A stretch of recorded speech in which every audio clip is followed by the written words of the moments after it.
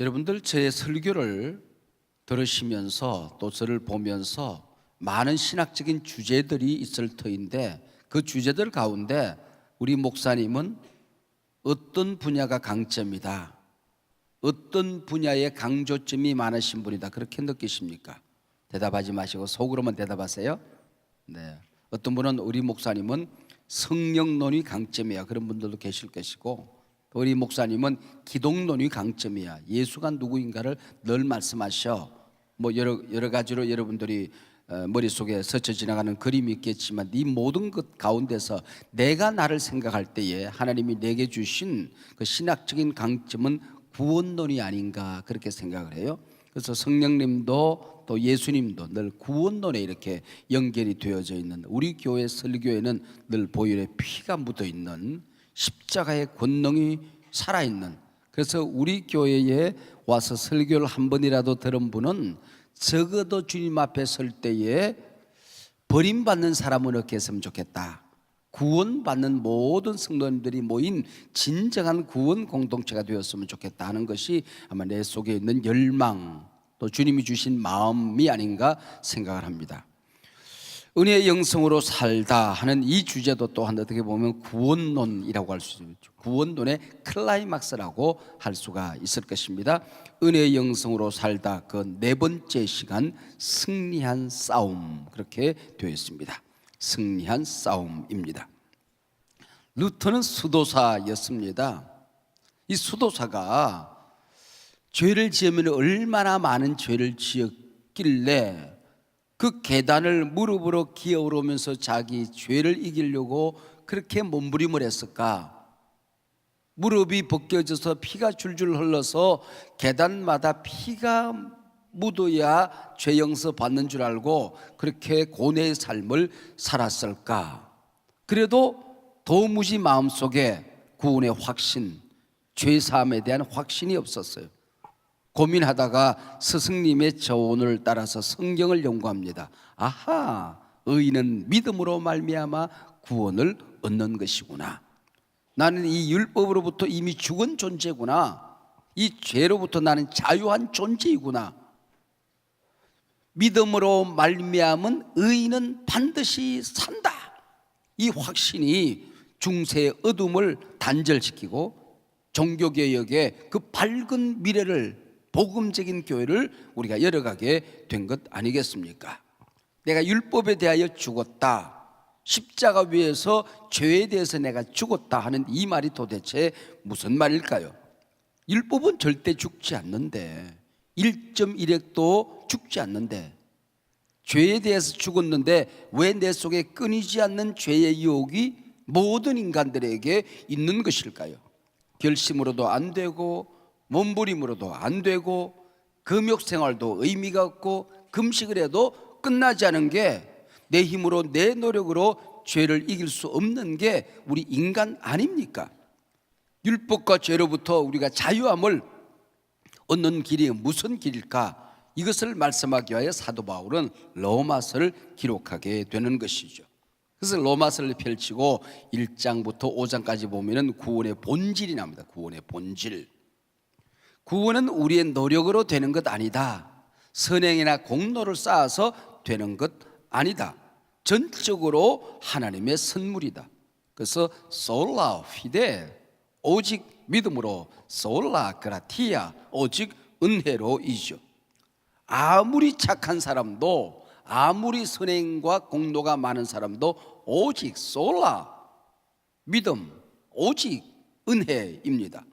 아무리 죄가 또 많은 악한 사람이라고 할지라도 믿으면, 은혜를 받으면 구원을 받는다 하는 것이죠.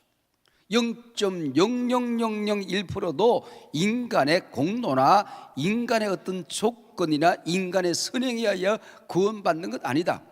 만약에 0.1%라도 인간의 선행이 더해져야 하는 것이라고 한다면 그 0.1%를 채우지 못해서 결국 우리는 버림을 받게 될 것이라는 것입니다. 100%이지 하나님의 은혜요 믿음이다 하는 것이 1장부터 5장까지의 이야기들입니다. 이 말씀을 하도 들어서 이제는 알만도 해요. 알 것 같아요. 근데 쉽게 이해를 하는 듯 싶다가 들을 때는 아멘 하다가 돌아가면 다시 율법으로 삽니다. 율법으로 나를 보고 너를 봅니다. 다시 돌아가면 죄에 대하여 승리하지 못하는 자기 자신에 대하여 절망합니다. 왜 이런 일이 끊임없이 일어나게 되는 것일까요?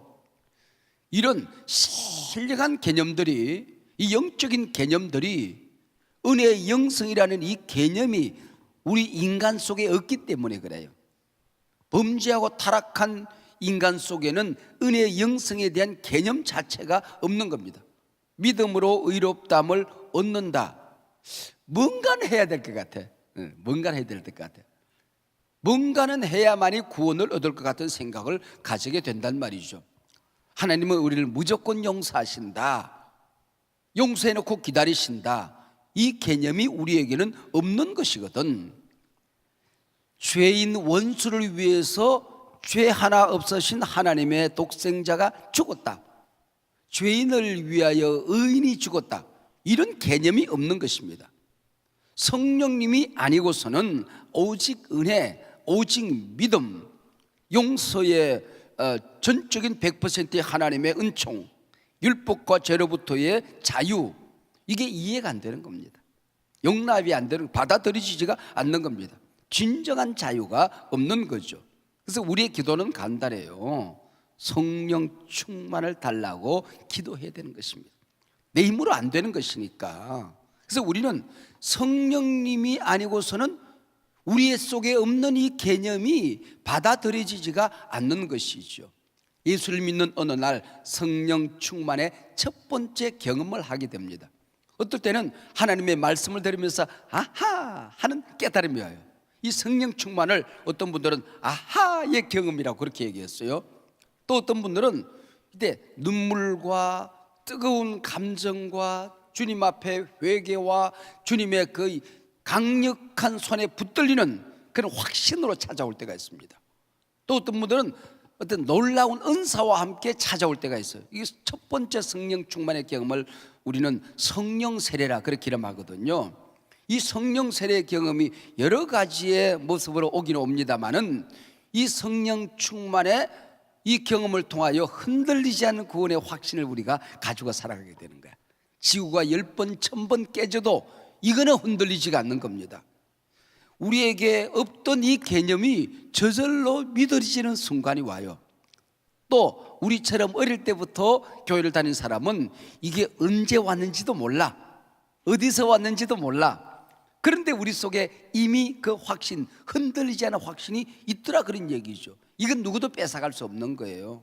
죽인다고 해도 이거는 뺏기지 않는 겁니다. 바로 이 개념이 우리 속에서 온 것이 아니라 하나님의 은혜라는 겁니다. 성령의 선물이라는 거죠. 주님이 거저 주시는 것이라고 하는 것입니다. 교회 생활하다가 더 똑똑하면 또 이성으로 우리가 모든 것을 잘 깨닫는 그런 능력이 있으면 이 진리, 복음이 이해될 것 같은데 이게 그렇지 않은 것입니다. 어떻게 일어나야? 저절로 믿어줘야 된다. 그래서 우리 인간이 할 수 있는 일은 바로 성령님을 의지하는 것이고 성경의 진리를 묵상하고 또 믿어지면 아멘, 감사하면 되는 거예요. 뭘 묵상하라는 얘기인가? 뭘 감사하라는 얘기인가? 예수 그리스도 안에서 변화된 내 신분, 내가 하나님의 자녀가 되었대, 나는 성자래, 나는 의인이래, 거룩하대, 하나님의 자녀의 신분에 이걸 묵상하는 거죠. 율법과 죄는 내 것이 아니래. 여기서 이미 나는 죽었대, 자유함을 얻었대. 자, 율법으로부터 자유하다는 이 복음을 놓치면 엄청난 실수를 반복하면서 행복하지 않은 신앙생활을 하게 되는 것입니다. 어떤 분들은 예수를 믿었는데 예수 믿는 바리새인이 되어서 살아갑니다. 어떤 사람들은 예수를 믿었는데 예수를 믿고 세상 사람하고 조금도 다름이 없는 방탕아, 방종아, 국어사전에 그런 게 있는지 모르겠어요. 방종아, 방종. 그냥 예수를 믿고 구원받았으니까 회개하면 되니까 아무렇게나 살자, 그냥 나는 어쩔 수 없어, 방종하는 사람이 돼버리고 마는 것입니다. 내가 보면 내 주변에서 목사님들이나 또 우리 교인들을 보면은 천성적으로 범생이들이 있어요. 천성적으로 착해. 그리고 자기가 완벽해야 우선 자기가 편안해. 이런 사람들은 보면은 자기 자신에 대하여만 그런 것이 아니라 자기 가족들이나 자기 자녀들이나 다른 사람에 대해서도 항상 완벽한 것을 요구해. 그래서 비판이 많아. 그런 사이 자기 가슴을 늘 끓이면서 살아. 보는 것마다 못마땅하거든. 행복하지가 않아. 행복하지. 목사님들 가운데도 이 범생이들이 있어요. 범생이들이 있습니다. 그리고 중간에 한번 삐뚤어져 본 적이 없는 사람들이야. 다 그냥 반듯하게 평생을 살았어. 이런 사람들은 설교를 하는데 그 안에 자유하는 복음이 별로 많지 않아요. 교인들을 맨날 칩니다. 이렇게 쳐요. 양을 치라고 그래서 친대야.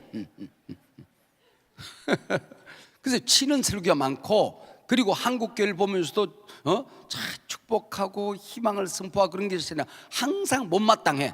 그래서 한국교회 욕을 많이 해. 한국교회 욕을 많이 해. 그리고 다른 동료들 욕도 또 심심찮게. 그리고 설교 속에는 자기 자신이 얼마나 대단한가, 자기 자신이 얼마나 반듯한가. 그래서 설교를 하기 때문에 다른 사람을 좌절시켜. 그 설교를 들은 목사들도 힘이 쭉 빠져. 교인들도 그냥 아이고 목사라 저렇게 사는 거지. 그리고 끝나버려. 이 범생이들은 예수 믿는 바리새인이 된 사람들이 참 많아. 모든 사람이 그런 건 아니야. 그런 사람들이 참 많다는 걸 보게 돼요.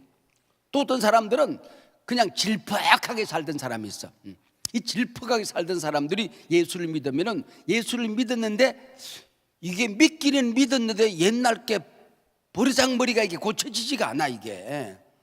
그래서 이게 죄로부터 자유함을 얻었다. 그리고 은혜 영성을 설교하면 여러분 죄에 대하여 죽고 율법에 대해서 죽었다. 이 설교를 듣고 가면서 어떤 자유를 가지고 있는, 죄 짓는 자유를 가지고 가.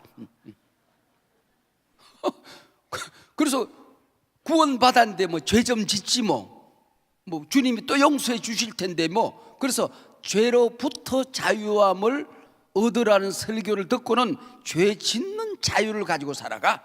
그래서 방종아가 되는 거야. 방탕아가 되는 거야.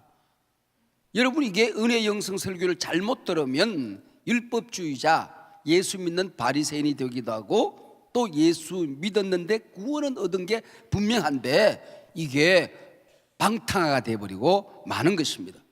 그래서 사도 바울이 로마서와 갈라디아서를 기록합니다. 우리 크리스찬들이 율법으로부터 자유함을 얻었다, 죄로부터 자유함을 얻었다, 이게 무엇인지를 가르쳐주고 싶었던 것이죠. 그래서 구원 얻은 내가 얼마나 대단한 존재인지. 여러분, 이 대단하다고 그러는 건 아직도 이해가 안 되면 이제 우리 같은 사람들이 이걸 깨닫는데 대가리가 단단해서 대단해서 이게 책을 수십 권을 읽고 이게 깨달은 거야. 이게 이해가 잘 안 되는 분이 있습니다. 구원 얻은 내가 얼마나 귀한 신분의 존재인지를 우리가 묵상하면서 살아야 되거든요. 구원 얻고도 율법적인 시각으로 나를 보면 어떤 때는 교만합니다. 뭐 나 정도는 돼야지, 내가 하나님의 은혜를 입었더니 이 정도 되잖아, 이러고 이제 살아가요. 또 어떨 때는 조금 이제 실수도 하고 내 속에 갈등이 일어나고 내 속에 정말 하나님 앞에서 부끄러운 그런 모습을 발견하게 되면은 내가 나를 봐도 비참해, 좌절해. 내가 왜 이거밖에 안 되지? 내가 교회에 그래도 권사인데, 내가 장로인데 하고 좌절하게 된다고 하는 것이죠. 여러분, 우리가 인간이라는 게 얼마나 우스꽝스럽습니까? TV에 나오는 살인자들을 보면서 내 속에 미움이 그대로 남아있거든. 뭐 유명인들이 TV에서 어떤 뭐 스캔들이 이렇게 보도가 되는데 내 속에도 음욕이 살아있는 걸 보잖아요. 여러분, 그 살인자와 그들과 다른 바가 없는 나 자신을 보게 되는 게 우리 인간이라는 말이죠. 율법의 눈으로 배우자를 보고 내 자식들을 보고 우리 교우들을 보고 세상을 보면 단점만 보입니다. 그래서 입을 열면 비판해요. 비난, 힐난, 폄훼, 폄하, 이런 것들이 일어나게 된다는 말이죠. 이거 불행해요. 자기 스스로 불행해진다는 말이죠. 자, 오직 은혜의 눈으로 나를 보고 너를 보면 나도 존귀하고 너도 존귀하고, 나도 사랑스럽고 너도 사랑스럽고, 내가 나를 봐도 자랑스럽고 내가 너를 볼 때 자랑스러운 삶을 살게 되는 것입니다. 여러분, 물에 바위를 던져도 붕덩 가라앉아요. 모래알을 던져도 퐁당 가라앉아요. 여러분, 죄라는 게 이런 겁니다. 큰 죄, 작은 죄가 우리에게는 있지만은 하나님의 심판의 눈앞에서는 큰 죄도 없고 작은 죄도 없고 모든 사람이 죄를 범하였음에 하나님의 영광에 이르지 못하는 것입니다. 자, 그래서 우리가 큰 죄를 지어도 작은 죄를 지어도 은혜를 입으면, 믿으면 이 모든 것들이 깨끗하게 사라지게 되는 것입니다. 할렐루야. 이 존귀한 신분은 내가 싸워서 얻은 게 아니야. 예수님이 이미 이루어 놓으신 이 구원의 승리를, 예수님이 십자가에서 나를 위하여 돌아가신 것을 그대로 믿으면 그 승리가 내 것이 되는 것입니다. 할렐루야. 믿음으로 받는 거예요. 은혜를 입어야 되는 겁니다. 성령의 충만을 경험하지 않고는 우리 속에 없는 이 개념이 내 것으로 받아들여지지가 않는 것입니다. 언젠가 좀 시간이 됐습니다마는 괌에 있는 제1장로교라는 교회가 있어요. 그 교회에서 날 부흥회를 오라고 그러더라고. 그래서 우리나라에서 부흥회가 잡혀져 있는 시간이야. 그래서 내가 전화해가지고는 목사님에게 이실 줬고했지. 내가 괌에 한 번도 못 가봤는데 괌에서 나를 오라고 그런다. 그럼 너네 교회 부흥회를 한 주간만 연기하면 안 되겠나? 그랬더니 다녀오시라고. 그래서 내가 한국에 있는 부흥회를 연기를 하고 괌에 갔더랬어. 이 괌에 내가 가보고 싶은 게 있었어요. 내가 설교 중에 역고이라는 사람의 설교를 했는데 그 역고이던 거리 괌에 있거든요. 그걸 보고 싶은 거야. 내가 부흥회하고 끝나는 날 제가 목사님께 부탁을 해서 그럼 가보자. 그래서 갔어요. 가는데 차를 타고 언덕 위로 올라갑니다. 그리고 언덕 위에 주차장이 준비가 되어 있어요. 거기다 차를 세워놓고 골짜기를 올라온 것만큼 내려가는데 무지무지 내려가. 그럼 도로가 없어. 내려가야 돼. 내려가는데 걸어서 가다가 밧줄 타고 아슬아슬한 바위 숲을 지나가다가 또 어떨 때는 이렇게 꺾여져 가야 되는데 그만큼 또 뭘 탄다. 이렇게 한 둘씩 셋씩 이렇게 타. 그러면 그게 케이블카 같은 것, 케이블카가 아니야. 그냥 아슬아슬한 걸 타고 내려가.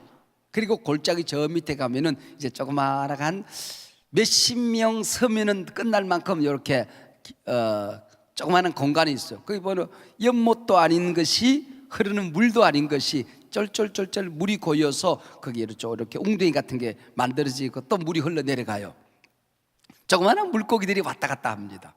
그리고 숲속으로 좀 들어가면 굴이 파여져 있어요.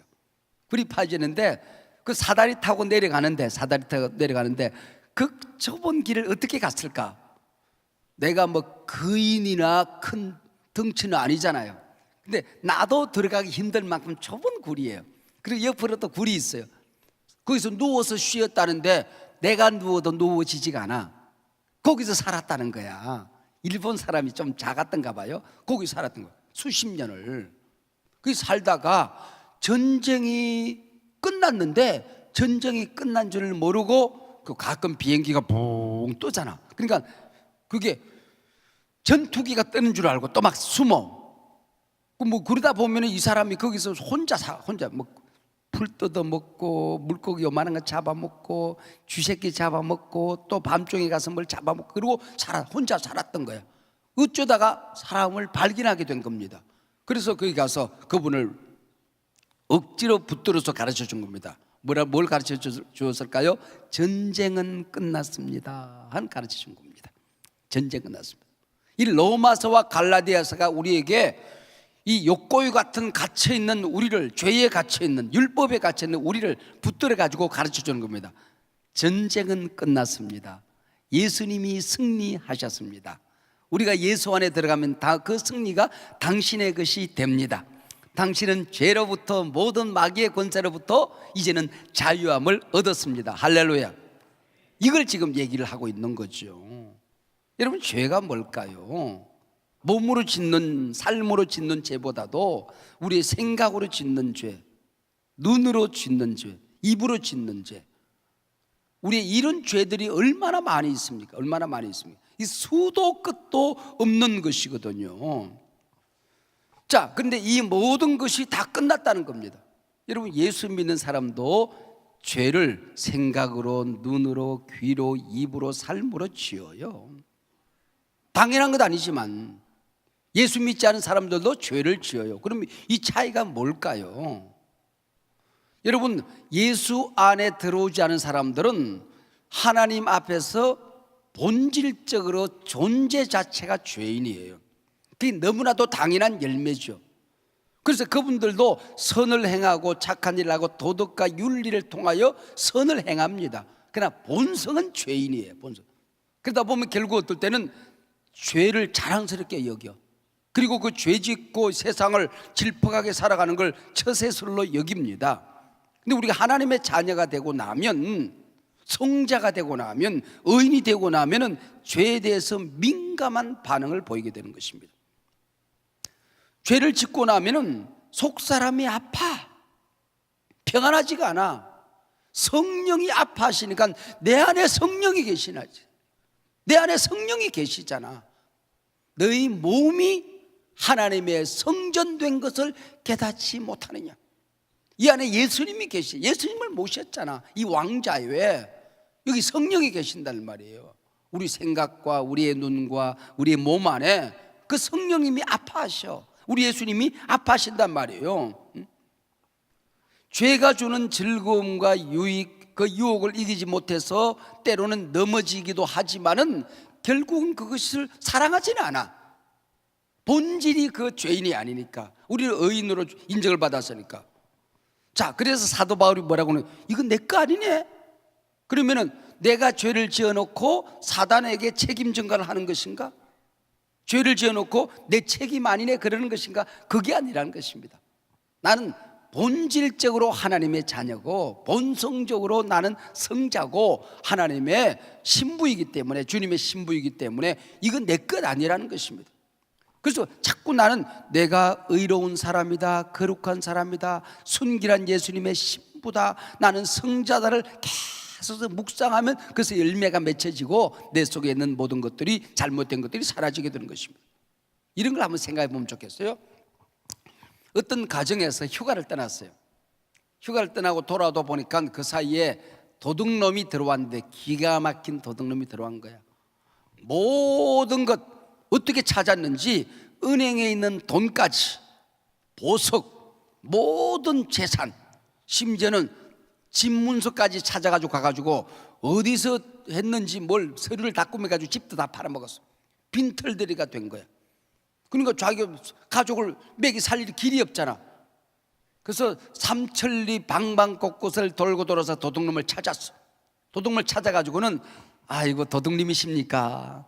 제가 다 도둑을 맞았지 않습니까? 그러니까 내 자식들을 내가 키울 힘이 없네요. 이제 내일부터 내 새끼들 당신이 좀 맡아주세요. 당신의 호적에 좀 올려주세요.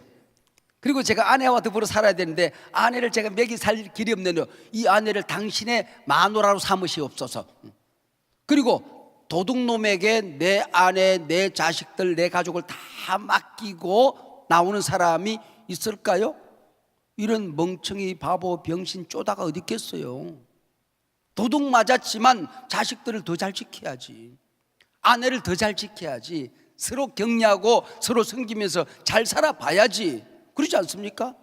내가 죄를 지었다고 그래서 사단에게 이제는 내 성자, 의인, 주님의 자녀, 신부된 이걸 당신에게 맡기고 나는 그냥 죄인으로 살아갈 테니까 이걸 다 당신에게 넘겨줍니다, 양도합니다, 이런 병신, 바보, 쪼다가 어디 있겠어? 무슨 말인지 이해가 되세요? 여러분 자신을 생각하면, 여러분 성자 맞습니까? 근데 이 은혜 영성 설교를 듣기 전까지는 내가 성자인가? 이게 뭔가 좀 모든 사람보다 특별한 뭐가 있어야 될 것 아닌가? 뭐 누구처럼 돼야 성자가 아니겠는가? 그래서 여러분이 한소망교회 성도입니까? 그러면 아멘이래. 성도나 성자나, 세인트, 그 S 붙이면 성도지. 여러분, 성자나 성도나 같은 말입니다. 흰말이나 백말이나 같은 말이요. 궁뎅이나 웅댕이나 같은 말이요. 여러분, 흰말이나 백말이나 웅댕이나 궁뎅이나 성자나 성도나 같은 말인데 성도입니까? 물으면은 그렇다고 하다가 성자입니까? 그러면은 아니래. 성경에서 63회에 걸쳐서 여러분과 나를 성자라고 여러분 확인하고 있는 것입니다. 여러분 믿으시길 바랍니다. 우리가 꽉 붙들어야 될 진리가 이거예요. 예수님이 승리하셨다. 십자가에서 내 모든 것 해결했다. 내가 예수님과 함께 십자가에 못 박히고 죽었다. 이전에 나는 내가 아니야. 이제는 내 안에 계신 예수님의 부활의 삶이, 생명의 삶이 나다고 내가 믿는 것입니다. 오늘 본문 6장 1절로 11절까지인데 죽었다는 얘기를 10번이나 합니다. 10번이나. 나는 죽었다. 이건 내 것 아니라는 거죠. 내 본질에 집중하여 살아가라고 한 것이죠. 어거스틴이 회개하고 이제 옛날에 놀던 길거리를 걸어갔어요. 볼 일이 있어 걸어갔겠지. 그랬더니 옛날에 놀던 그 술집에서 늘 놀던 여성들이 와서 어거스틴! 그래도 이제 그 모른 척하고 가는 거야. 따라왔어. 어거스틴! 나야 나! 그때 어거스틴 딱 돌아서면서 그럽니다. 너는 너로되 나는 내가 아니로다. 너는 예전에 너나 지금의 너나 너로되 나는 예전에 너와 함께 놀던 내가 아니로다. 김익두 이 깡패 두목이 예수를 믿고 난 다음에 친구들에게 부고짝을 보내지 않습니까? 부고짝을 보낸단 말이죠.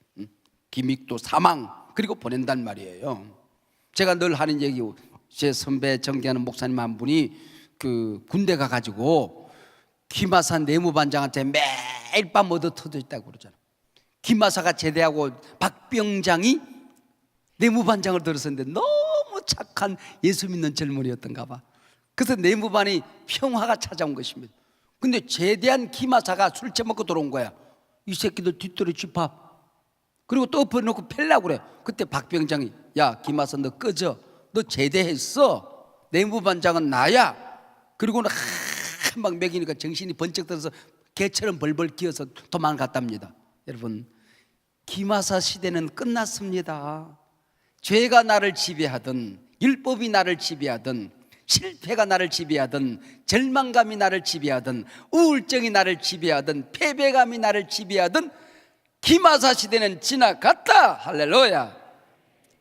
자유하는 평화하는 행복한 은혜에 죄짓고 회개하면 또 덮여지고 주님 앞에서 내가 얼마나 존귀한 존재인지를 붙들고 살아가면 자유하는 삶이, 승리하는 삶이 매일같이 펼쳐지는 예수 그리스도의 향기가 내 안에 넘쳐나는 그 삶이 펼쳐진다. 할렐루야. 그런 삶을 우리가 살게 되더라는 것이죠. 왕자가 시장에 시차를 나갔다가 길을 잃어버렸어. 혼자 갔다가. 그래서 집을 못 찾고 거지처럼 살아가. 근데 왕자가 거지처럼 산다고 거지냐? 왕자는 왕자지. 왕궁을 찾으면 그날로 끝나는 거야. 우리가 하나님 나라의 왕자인데 하나님의 자녀인데 우리가 예수를 믿고 예수 믿는 향기가 때로는 드러나지 않아. 의의 열매가 맺혀지지 않아. 넘어져서 냄새가 나. 그래도 나는 하나님의 자녀야. 그래도 성자야. 아버지의 집으로 돌아가면, 주님 품으로 돌아가면 성자의 열매가 맺혀져. 의의 열매가 맺혀져. 할렐루야. 옛날에 한 젊은이가 현자를 찾아갔습니다. 내가 누굽니까? 라고 물었어요. 조그마한 보석을 하나 주면서 이걸 가지고 과일 가게 가봐라. 그 다음에 감자 가게에 가거라. 그리고 정육점에 가봐라. 그리고 보석상에 가봐라. 이 값이 얼마인가 물어보고 그것을 사지는 말아라. 팔지는 말아라. 보석을 가지고 왔어. 과일 가게에 갔더니 이거 드릴 테니까 과일 좀 주시겠습니까? 얼마를 주시겠다? 사과 한 가를 주시겠다. 감자 가게를 갔어. 보석을 보여주면서 이걸 드릴 테니까 얼마를 드리겠습니까? 그러니까 감자 한 대 빡을 주겠대.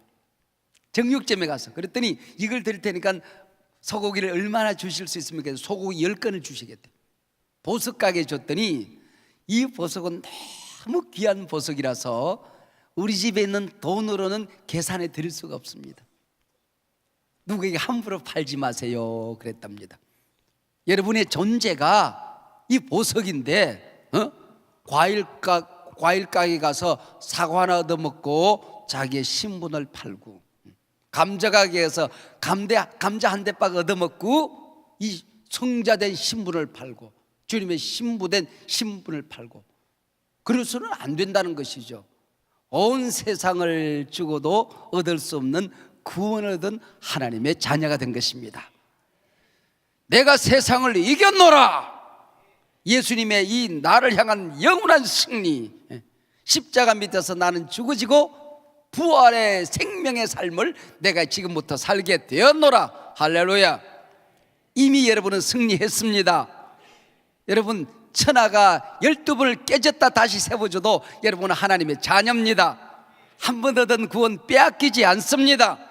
죄 지었다고 여러분이 죄에 파묻혀 살 존재가 아닙니다. 툴툴 털고 일어나야 할 존재입니다. 할렐루야.